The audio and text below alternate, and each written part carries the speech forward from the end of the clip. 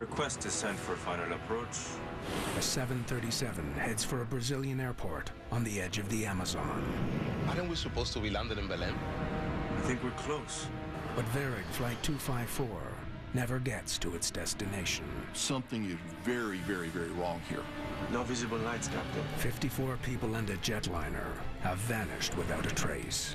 When the flight didn't land, it was declared an emergency. As they took the reported position of the airplane, it wasn't there. The desperate hunt for a missing plane This is our search area right here. will lead to an astonishing find. It's something I'm still mystified by.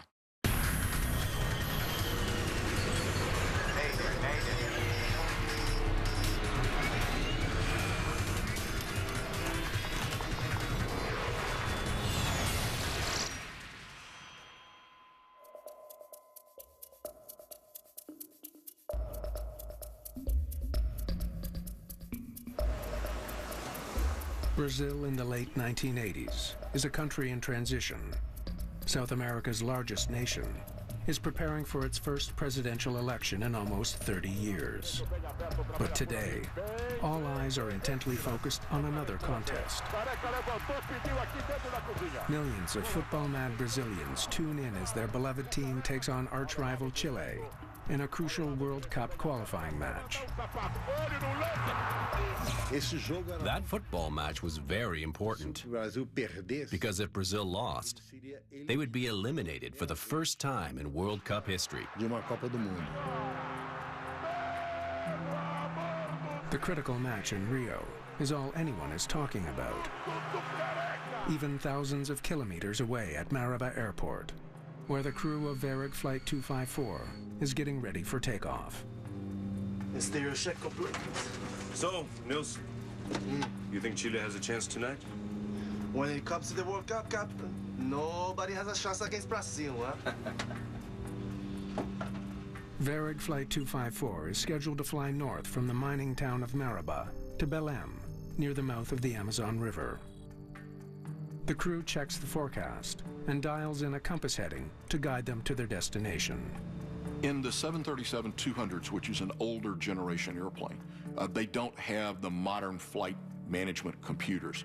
They're using an older technology of ground-based radio navigation aids. There are 48 passengers on board, including Carlos Siqueira. I was taking time off. I worked for a mining company in Marabá, and I was returning home to my city of Belém.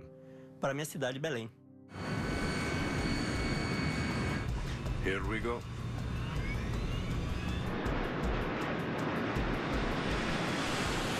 Captain Cesar Garces is flying the airplane tonight, while First Officer Nilson Zile monitors the instruments. V1. Rotate. At 5:35 p.m., the Boeing 737 gets airborne. It was a very routine flight. It was a clear day. There were no weather issues. There wasn't any reason for them to be worried about anything. The flight should take less than an hour. Since I worked in Marabá, I usually took that flight every 20 days. After 23 minutes, the flight computer tells the captain that they're getting close to Belém. This airplane had the performance management system where they could enter the distance to the destination, and it would help improve the fuel efficiency. Looks like we're nearly there. The pilots try to contact controllers on the ground. Belém Tower, Varig 254. Requesting descent. Strangely, they get no response from the tower. Belém Tower, Varig 254. Belém Tower, do you read?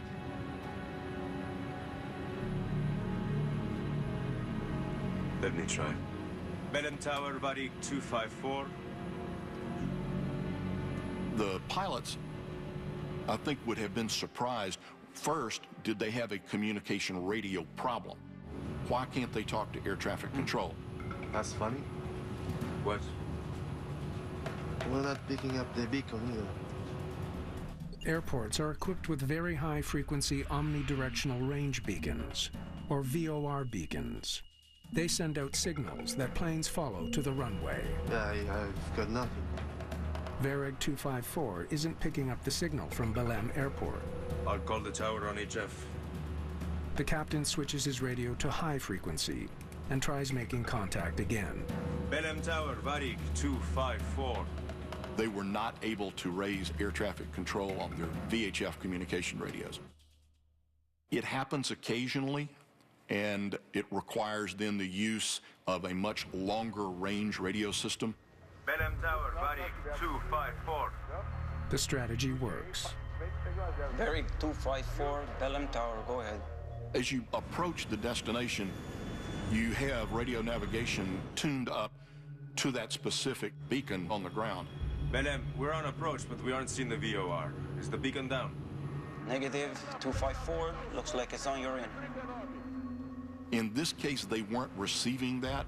Understood. And they were doing what is deduced reckoning or dead reckoning. The captain checks his performance management system and calculates when they'll arrive at their destination. Belém, we're 25 minutes out. Request descent for final approach. Roger, Varig 254, clear to flight level 200. The controller clears the crew down to 20,000 feet. Flight level 200, Varig 254.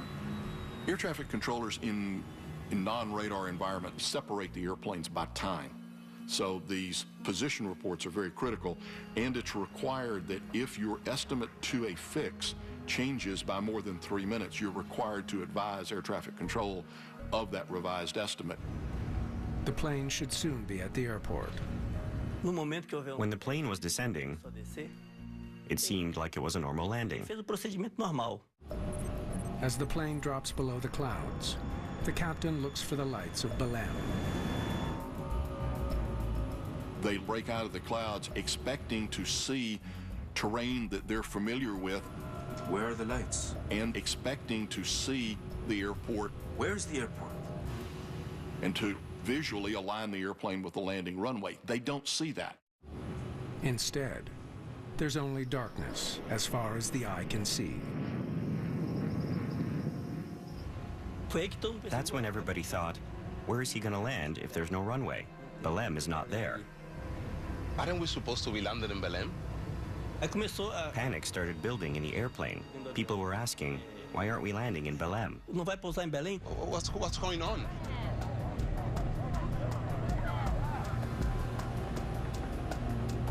Wait a minute.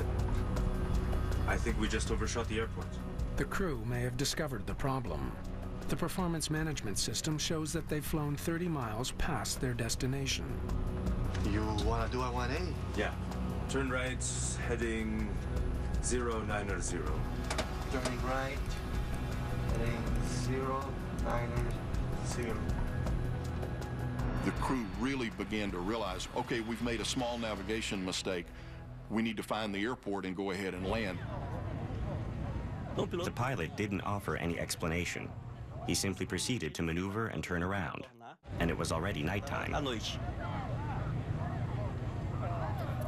Belém, we are very close. Requesting further descent to flight level 40. 254, you are clear for descent, flight level 40.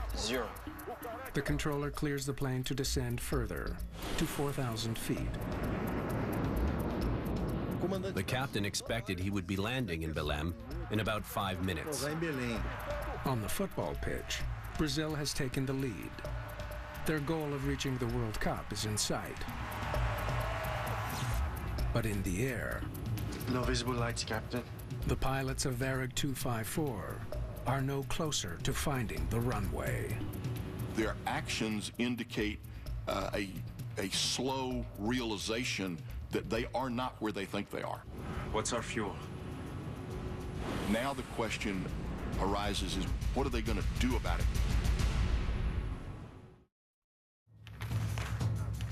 At Belém Airport, the controller is growing concerned. Flight 254 should have landed 10 minutes ago.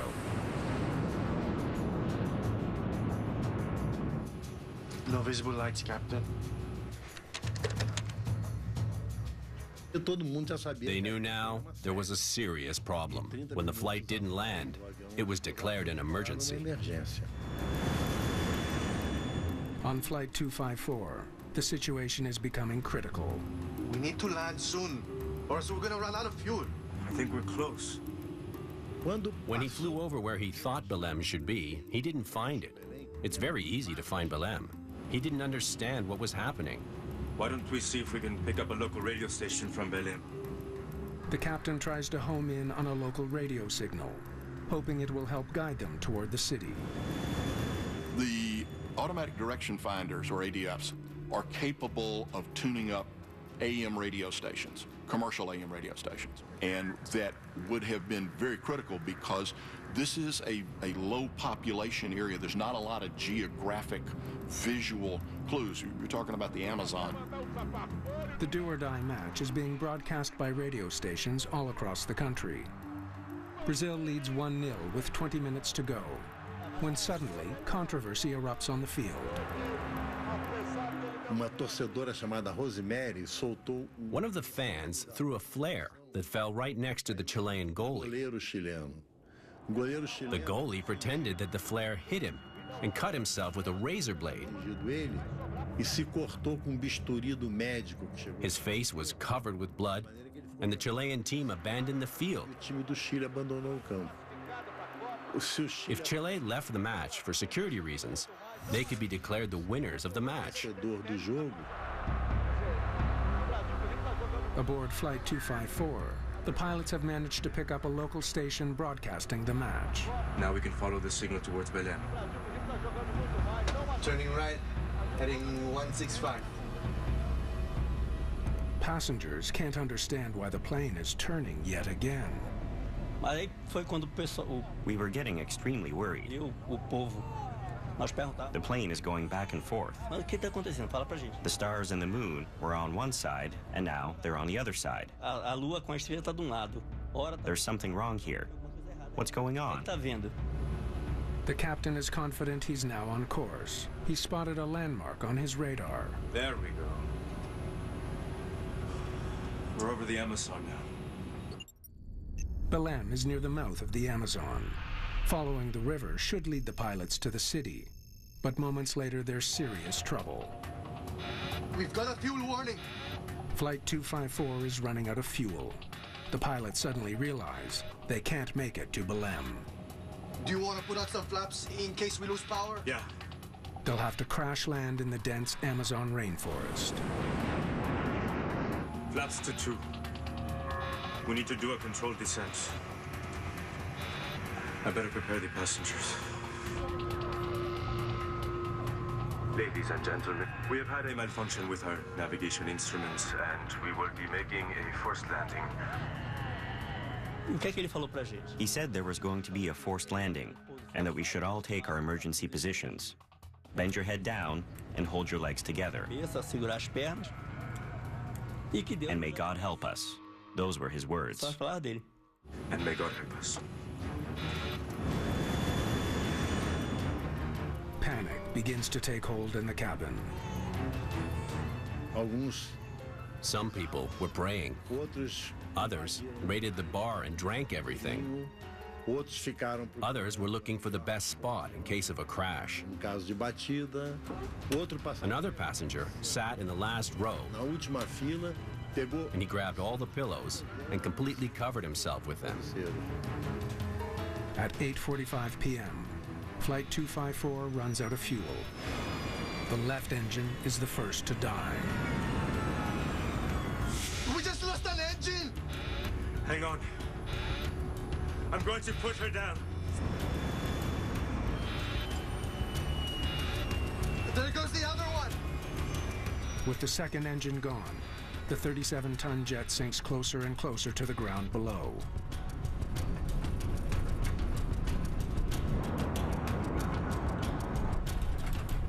You have your eyes closed, your life flashing before you.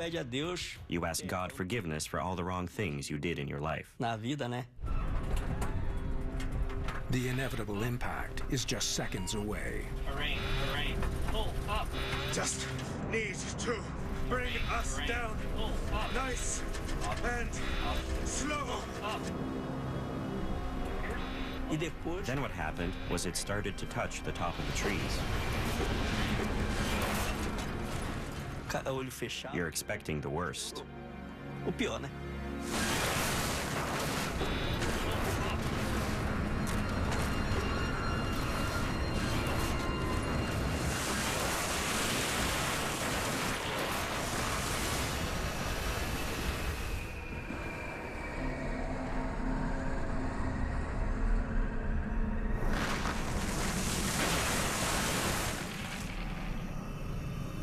He made the most difficult forced landing in the history of aviation. Deus meu do céu. O momento que parou o avião. When the plane stopped, Eu me toquei todinho. I felt myself all over to see if I had any cuts Fratura exposta ou or broken bones. qualquer coisa quebrada.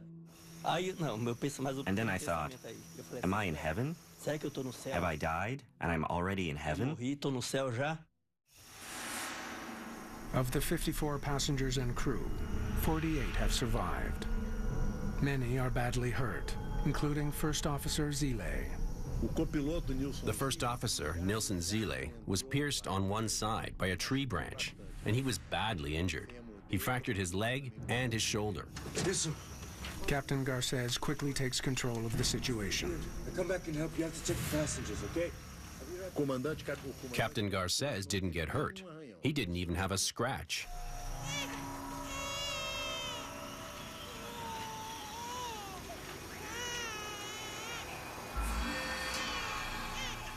At that point, Garces did everything that a captain must do. He helped those that he could help. He freed whoever he could, those who were trapped in the metal debris. We have to get you out of here, okay? Can you hear me? Surviving the crash landing feels like a miracle to many of the passengers. But they now face a new threat to their survival. They're stranded in the vast Amazon rainforest with no food, no water, and no guarantee that they'll ever be found. No.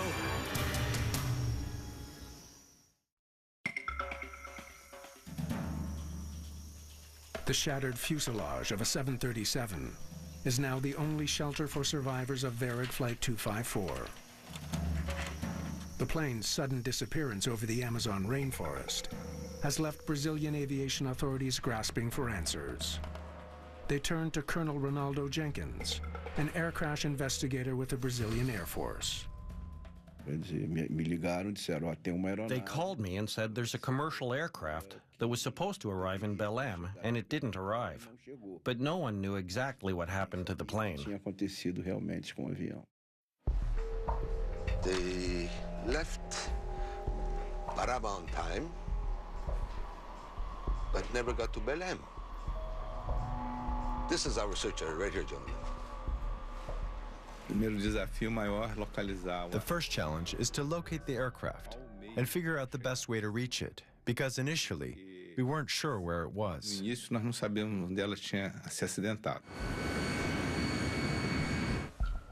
Investigators interview the last person to be in contact with Flight 254, the Belém air traffic controller.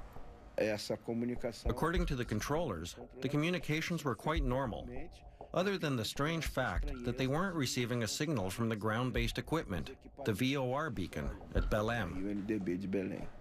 He said he was close. He asked me for descent. Belém Airport is not equipped with radar. The controller can only tell investigators the pilot's last reported position. Because there was no radar. The air traffic controller relies on the proper navigation skills of the pilots and their timely reports. With little else to go on, rescuers concentrate the search in a small radius around Belém. They find no sign of Flight 254. You never start with a preconceived idea that such and such happened. Exploded mid-flight, lost an engine, none of this. In other words, you go in search of the aircraft that left one location and was supposed to arrive in another. Investigators also comb through satellite data, hoping to find a signal from the plane's emergency transmitter. The distress beacon is designed to activate after an accident to help guide rescuers to the plane. The impact should have set off their locator. All we have to do is figure out which one is Flight 254. But the signal from those beacons is on the same frequency as other emergency transmissions, making it hard to pinpoint the plane. Every time you use this frequency, or speak on this frequency, the satellite receives those messages. And so it's a lot of work to identify which one is the real position of the airplane.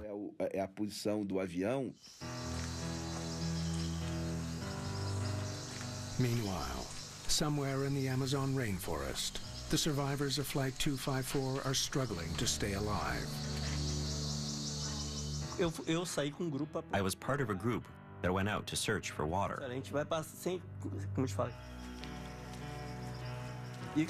There was a stream nearby. We drank some water and we took some back for the people who were in the plane. Here's some water. Hey, have some water, man. But Carlos Siqueira's efforts can't save everyone. There were people there who were severely injured and in horrific pain, and some of the passengers started dying. If help doesn't arrive soon, more will die. The captain had hoped rescuers from Belém would find the crash site within hours. Now, a day later, he fears the plane's emergency beacon isn't sending out a signal. I think I can get this working if I can just get it submerged. Some beacons are designed to activate only when a plane is lost at sea. In the case of the Varig airplane, it was the emergency locator transmitter only transmitted when it was immersed in water. With precious water in short supply, Garcés comes up with a creative solution.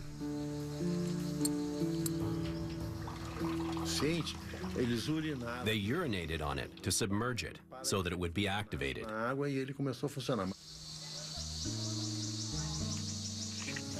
I want to send a helicopter to go and confirm the identity of this signal here. You get anxious to find the plane quickly, because people have a better chance of survival during the first 48 hours. After that, survivors are more likely to die. After 2 nights in the jungle, the survivors realize they can't afford to wait to be rescued. People were weak because we had water, but no food. Good luck. A small group sets off into the jungle to find help.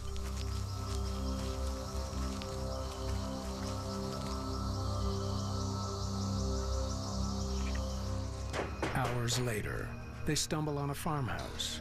Their terrifying ordeal will soon be over. We were there for 2 nights and 3 days, and on the 3rd day, we were rescued. They found survivors.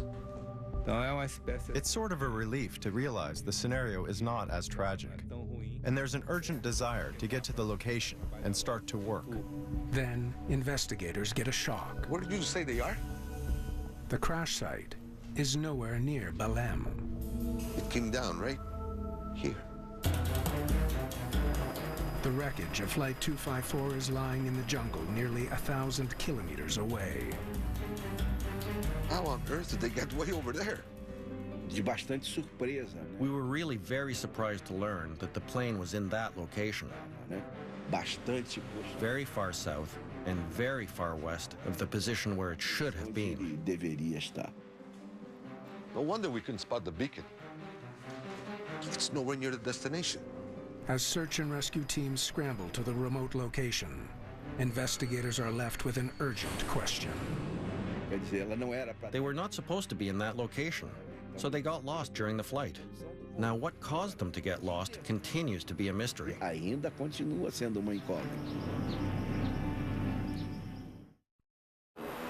The Brazilian military reaches the remote crash site of Varig 254.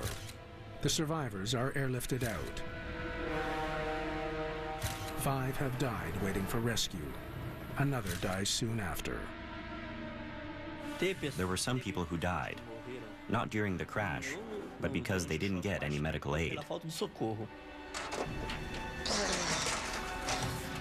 Many believe more would have died if not for the skill of Captain Garcés. I promise you, okay? Garcés foi considerado grande herói. Garcés was considered a great hero by the Brazilian people because he was the pilot who was able to land a plane in the dark and save 42 out of 54 passengers.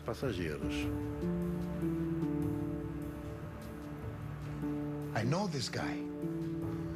He's a good pilot. I'm going to put her down. Investigators are puzzled how a pilot as accomplished as Garcés could have flown so far off course. While I worked as an inspector for Varig, twice I oversaw Garcés. Twice. And I could see that he was a very disciplined pilot and extremely professional. He knew the aircraft, knew the procedures. He definitely did things correctly. Our navigation instruments weren't working. It's very strange. I've never encountered something like this before. The captain claims the plane's instruments malfunctioned. He was forced to navigate by tuning into a radio station. We had to improvise. Why don't we see if we can pick up a local radio station from Belém? News that the crew tuned into a commercial radio station sparks media speculation that the pilots became lost because they were distracted by the match. You hear a lot of things during an accident investigation, a lot of ungrounded speculation. I would call that an incomplete and unsubstantiated accusation. At the Amazon crash site, there's been a major breakthrough. The discovery of the plane's 2 flight recorders. The flight data recorder captures detailed information about the plane's heading. Investigators hope it will reveal why Flight 254 was so badly off course. We were relying on the 2 flight data recorders. Both pilots were alive, so we thought we were certain to come to a conclusion. They also recover as many documents from the cockpit as they can. The most important things at that moment were navigation charts. All of them. Manuals, records, anything that would provide support and guidance for the pilots to fly the plane. Each fragile page is carefully photographed to prevent further damage. Meanwhile, investigators use the heading data to reconstruct the path of the plane. They took off due west, heading 270. The flight data recorder was fundamental because it provided us with the track of the airplane, the positions, the times, where the airplane flew. But the flight data paints a confusing picture. Instead of flying north to Belém, the plane took off west and flew in the wrong direction throughout the flight. They're flying the wrong way for the entire flight. This became a central focus of the investigation, to know why the aircraft was so far off course. A broken navigation system could explain the mistake. But when investigators try to get more information from the crew, they hit an unexpected roadblock. The pilots' union flies Garcés and Zile to Rio de Janeiro, denying investigators access to them for several days. The union believed the investigators would hold the pilots responsible for the crash. For now, the only words from the pilots that investigators can hear are those captured on the cockpit voice recorder. Let's hear it. We just lost an engine. Just need to bring us down. Nice and slow. It's the hardest part of the job for any air crash investigator, hearing the fear in a pilot's voice. We just lost the other one! And listening to a fatal tragedy unfold. I'm going to put her down. Rewind it, please, all the way to the beginning. Investigators hope the 30-minute recording can tell them why the pilots flew in the wrong direction. But they're out of luck. There we go. We're over the Amazon now. By the time the recording starts, the pilots are already badly lost. Whatever led them off course happened earlier in the flight. Cockpit voice recorders traditionally have been the last 30 minutes of flight. Only in recent years has that recording length been extended to 2 hours. The problem started during the first moments of the flight. We didn't have a recording because of the time limitations on the cockpit voice recorder. Investigators are desperate for more information. They study the navigational instruments recovered from the cockpit. We set out to make a complete analysis of the entire navigation system of the aircraft. They know the captain reported a malfunction in the navigation system that put his plane hundreds of kilometers off course. That's funny. What? We're not picking up the beacon either. They need to figure out what could have caused such a malfunction. If they don't, the lives of passengers around the globe could be in danger. We were very concerned because there were at least 30 other aircraft of the same model flying in Brazil. If it happened to one, it could happen to others. The pressure on investigators is huge. Investigators look into the possibility that the navigation system on Varig Flight 254 malfunctioned and led the crew off course. In a situation where there's this much confusion about where they are, one of the questions that come up is what systems may have malfunctioned. They suspect the plane's cargo may hold the key. The 737 has a magnetic sensor in the tail that acts as the plane's compass. It tracks which direction the plane is flying and feeds that information to the cockpit instruments. If something in Flight 254's cargo was giving off a strong magnetic field, it might have confused the sensor. We studied every aspect of the cargo, even things that might have been on the shipping pallets that might have influenced something in this regard. They also test every component of the navigation system and check for any sign of failure. But they find nothing in the cargo that could affect the compass. And the instruments are working perfectly. We verified that there was nothing that might have caused electromagnetic interference. Nothing that could have changed the heading or influenced a change of course. Investigators catch a break. Flight 254's flight plan has been recovered from the cockpit. Airlines provide flight plans to every crew.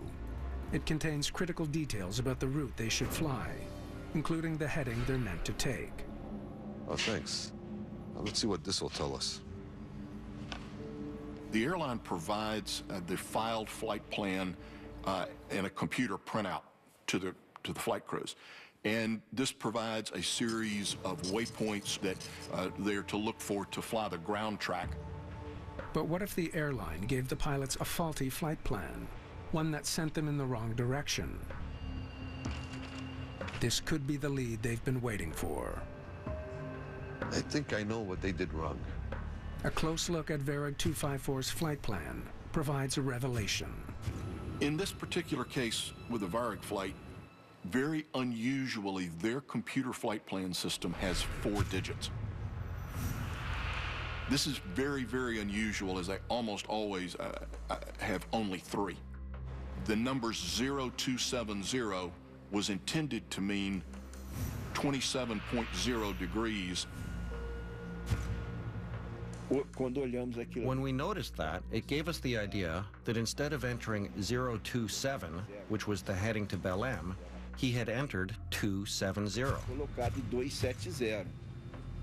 He was supposed to fly north, heading 027. The captain read it as 270 degrees, or due west. So instead of flying northeast, they went west instead, going 270. He entered the wrong heading. He set the airplane up to depart west. 270 degrees, or due west on the compass, is more than 240 degrees past the northerly heading of 27 degrees they were given. The moment of truth arrives when they call Captain Garcés back in to give his side of the story. I'll try to help you. But I think I've told you everything I know already. We told Garces, look, we have the onboard charts. We have the tapes and all of the documents, verified by us. What is the truth? At first, the captain is reluctant to admit he made a mistake. We said, Garces, tell us the truth. You didn't have a problem with the navigation instruments, did you? Under intense questioning, Garces finally admits he misread the flight plan. It was an honest mistake. From that moment on, the cause, or the basic framework of the accident, was determined. Investigators learned the airline began printing their flight plans this new way while the captain was on vacation. It's easy to see how you get confused. Varig had bought some more sophisticated planes, which had instruments that accepted decimal places. But that wouldn't mean anything on this flight, since the Boeing 737-200 didn't have decimal places. But there's another question. The first officer must also enter the heading from the flight plan. So, Nilsson, you think Chile has a chance tonight? Why did he make exactly the same mistake as the captain? Aviation psychologist Kathy Mosier has an answer. The co-pilot, probably after many experiences with captains who had always done it right and never had to double check, just entered what the captain had put in and assumed that it was the right thing. So in this case, your safeguard is gone because the co-pilot is not cross-checking. He could have caught this mistake before they took off. Once you take off, the automation does what you told it to do. Varig 254 takes off due west instead of north, straight into the setting sun. Geared up. It's an incomprehensible error. Did they not realize they were flying into the sun? That should have been a big cue. They must have been very confident that they had done the right thing. The two pilots disagree about how things went wrong. We need to land soon or we're gonna run out of fuel. I think we're close.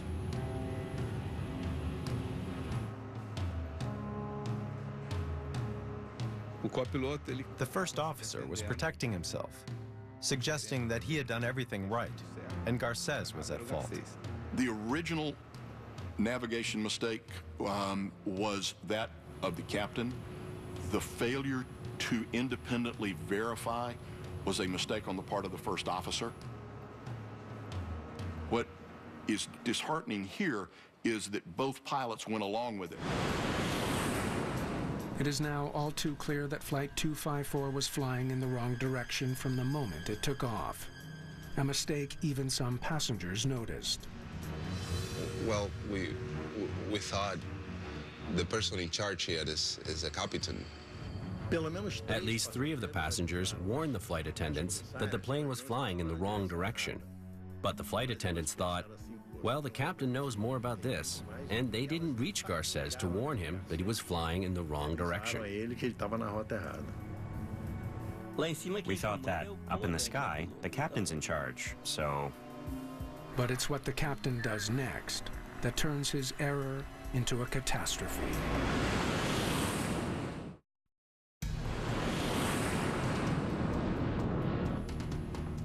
The crew of Varig 254 makes a critical error in judgment.